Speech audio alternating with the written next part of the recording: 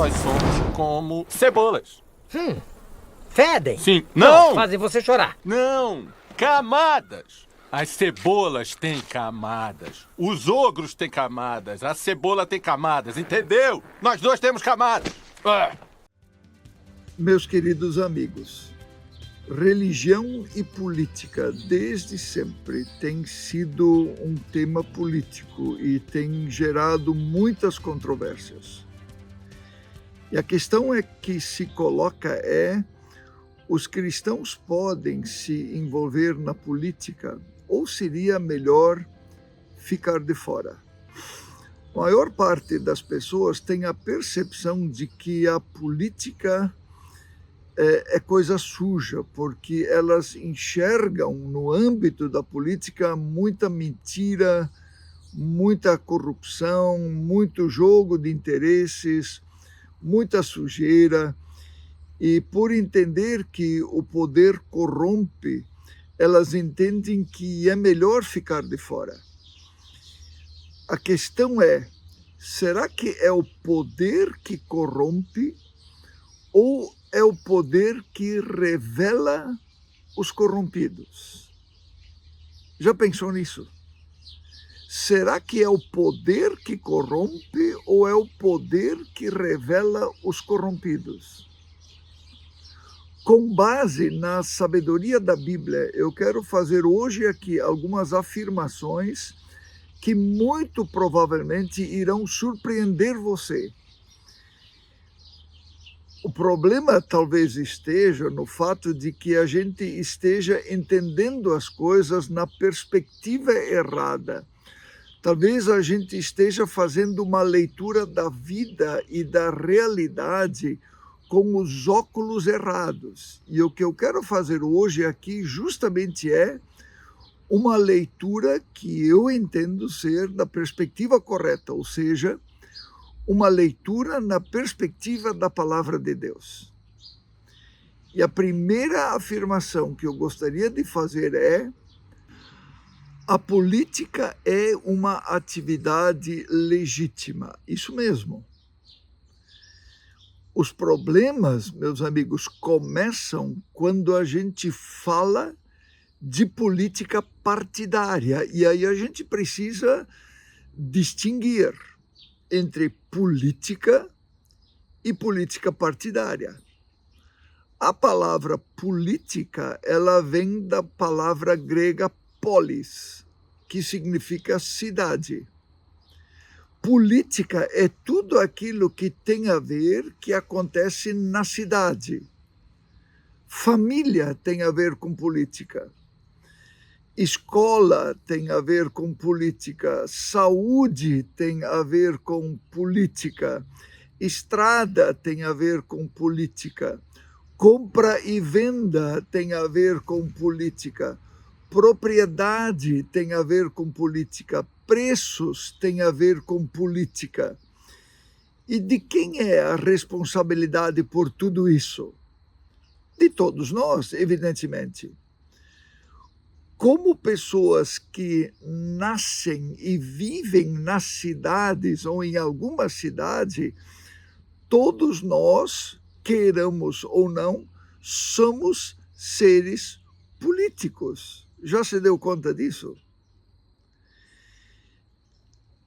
Como eu disse, os problemas começam com a política partidária e a gente fala de partidos. Alguém já disse uma vez, com alguma propriedade e com alguma dose de humor, mas falando sério, que partido, se fosse bom, seria inteiro. A política em si mesma, ela não é coisa suja. Ela trata da vida das pessoas.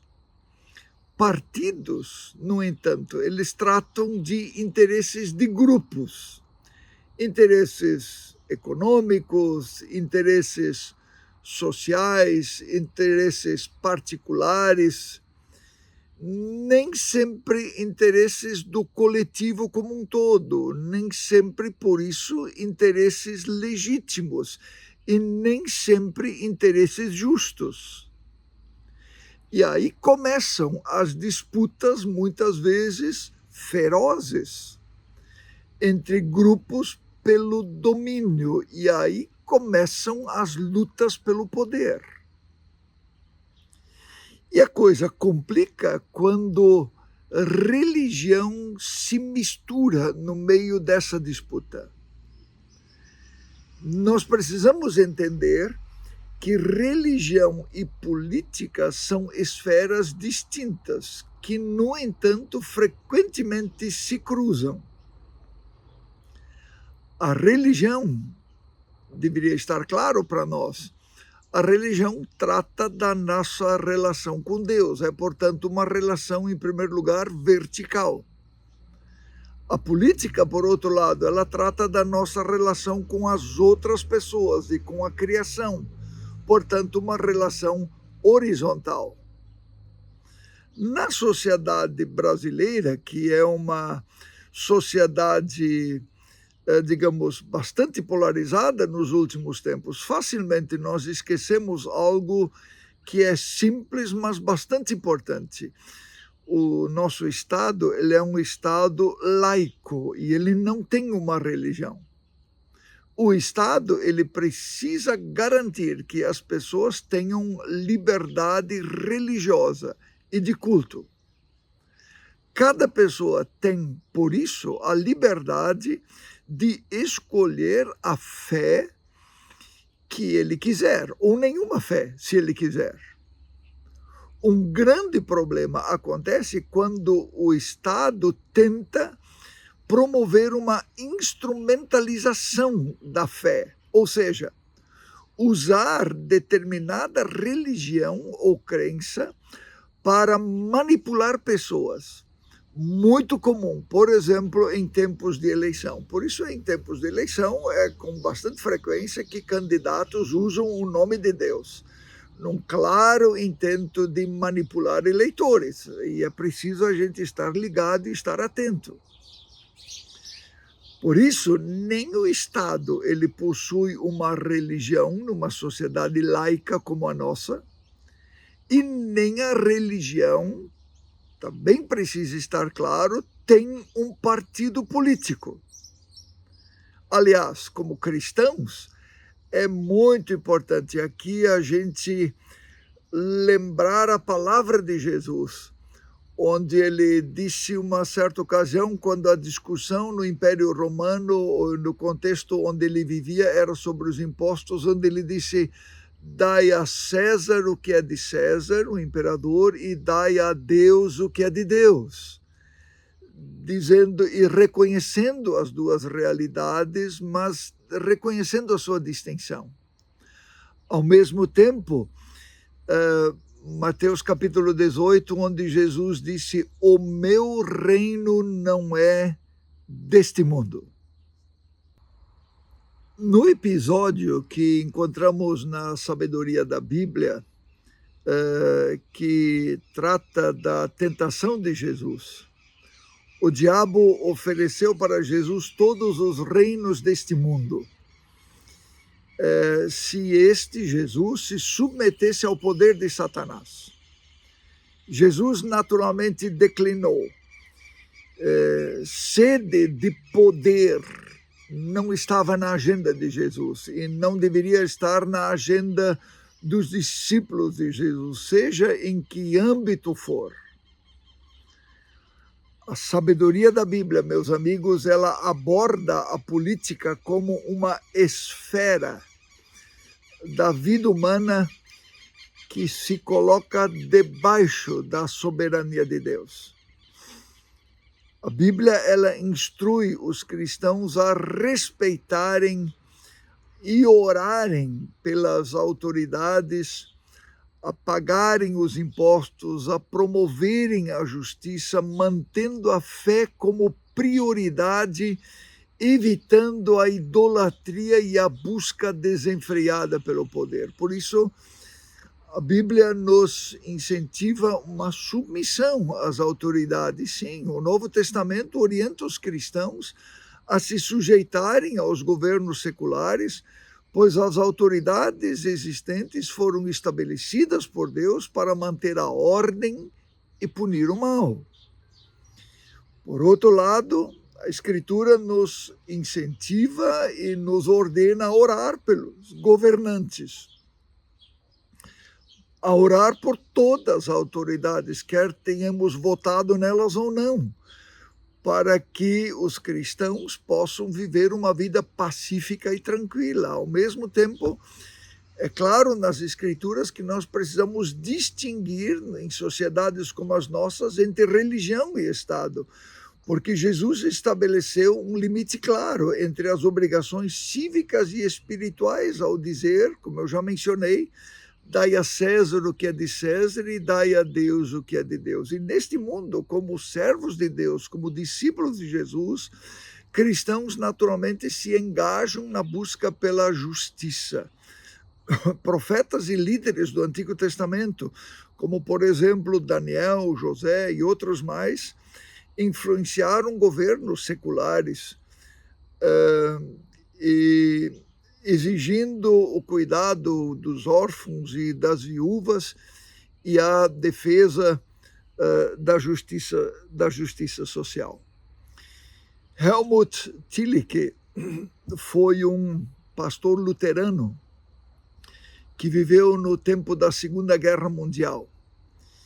E em uma ocasião perguntaram para ele se um cristão deveria ser nazista, fascista ou ter alguma outra ideologia política. Em dias como hoje, se diria um cristão deve ser de direita, de esquerda ou de centro. E Helmut Thielicke teve uma resposta muito sábia. E ele respondeu: a opção do cristão sempre precisa ser a opção pelo Evangelho.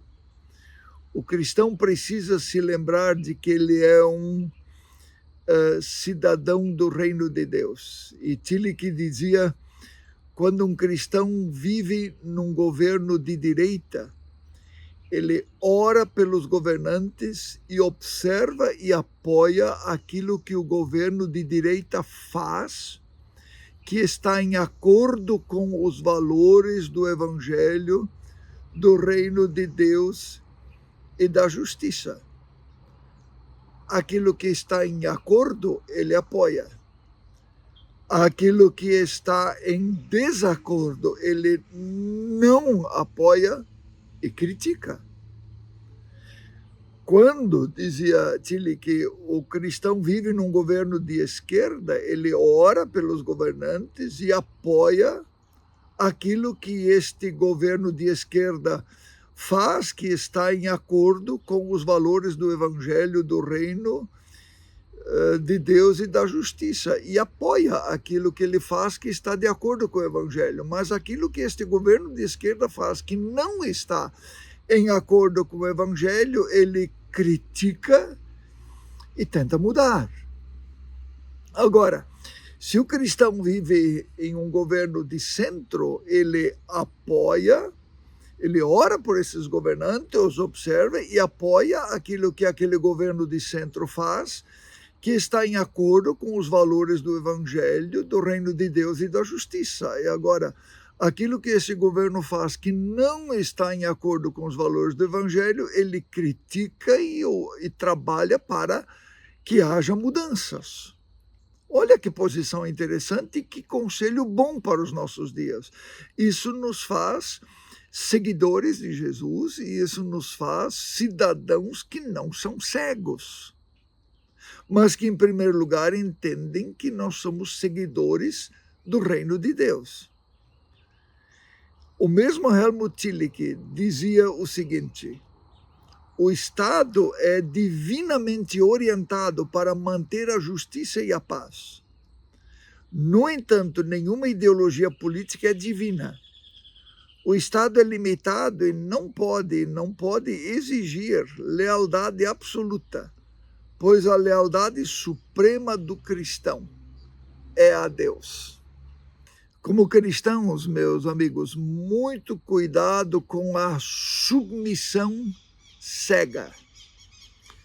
No último mês, nós estudamos em nossos PGs, nossos pequenos grupos, uma história do rei Davi, em 2 Samuel capítulo 7. O rei Davi queria construir um templo para Deus em Jerusalém. Ele consultou ao profeta Natã, submisso ao rei. O profeta Natã disse ao rei Davi: pode fazer. E olha a frase que o profeta Natã disse: tudo o que você fizer, Deus vai aprovar. Olha que bobagem o profeta Natã disse. Tudo que você fizer, Deus vai aprovar. Infelizmente, muitos cristãos hoje se portam assim em relação aos governantes. Tudo que você fizer, Deus vai aprovar. Como assim? Nós somos pecadores? Governantes são pecadores? Não é tudo que governantes e pessoas fizerem que Deus vai aprovar. À noite, Deus apareceu ao profeta Natã em sonho e disse para ele: vai lá e corrige essa bobagem que você fez. Eu não quero que Davi faça um templo para mim. Eu não moro em casas feitas por mãos humanas. Nem tudo o que o governante faz, mesmo usando o nome de Deus, tem aprovação de Deus.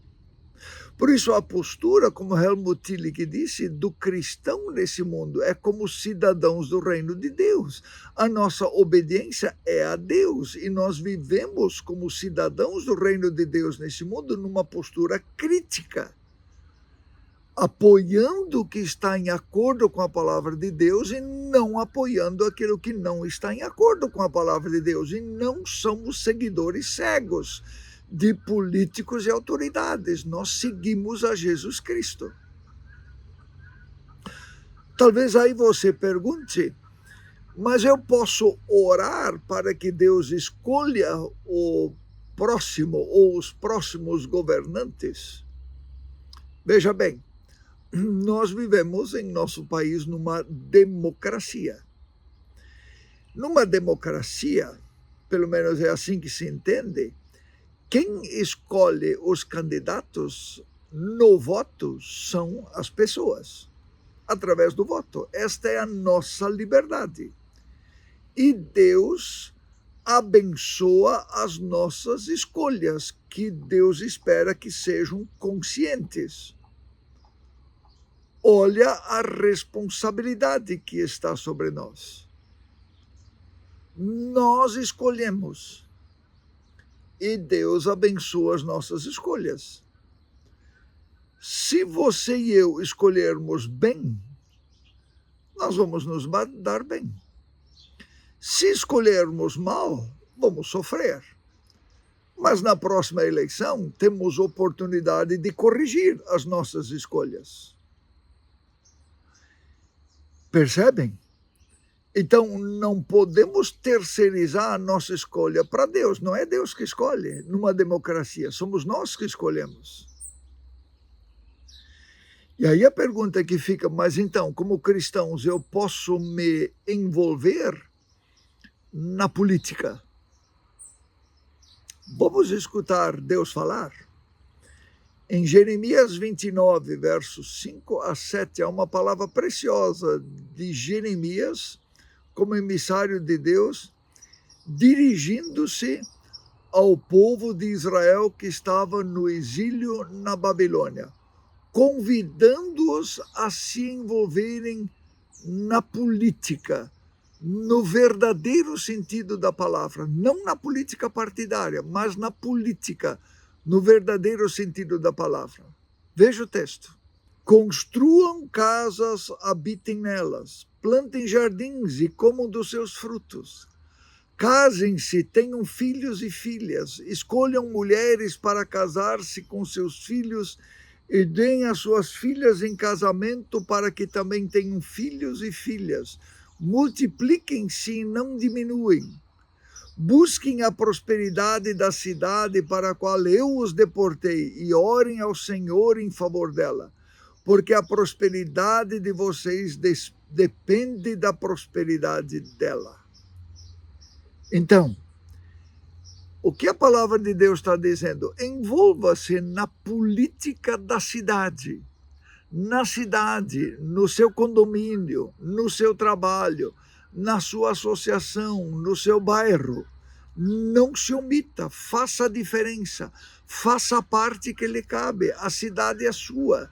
Você tem uma tarefa, você tem um chamado de Deus aí para se envolver.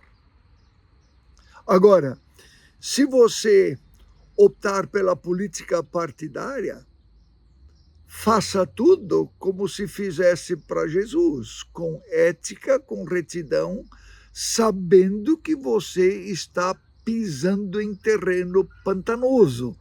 Veja a recomendação que encontramos na carta aos Filipenses.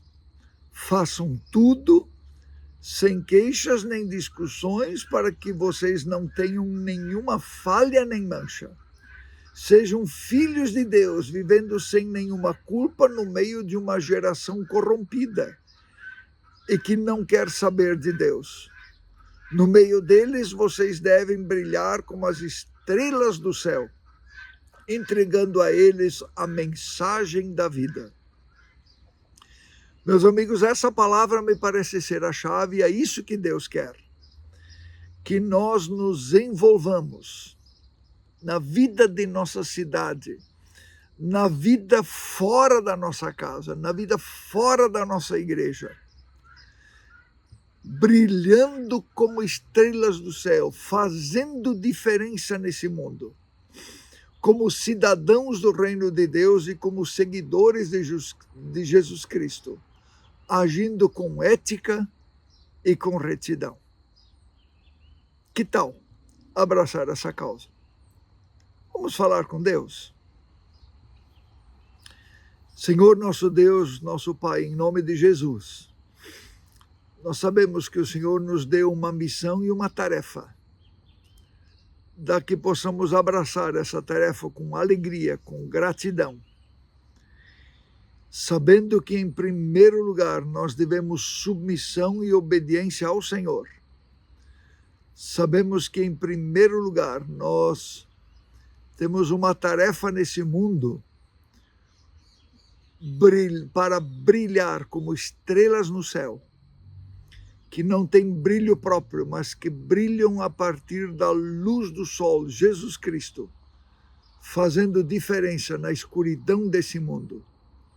Ó Senhor, dá-nos essa capacidade, essa vontade, essa disposição, ali onde o Senhor nos colocou. Nós oramos em nome de Jesus. Amém.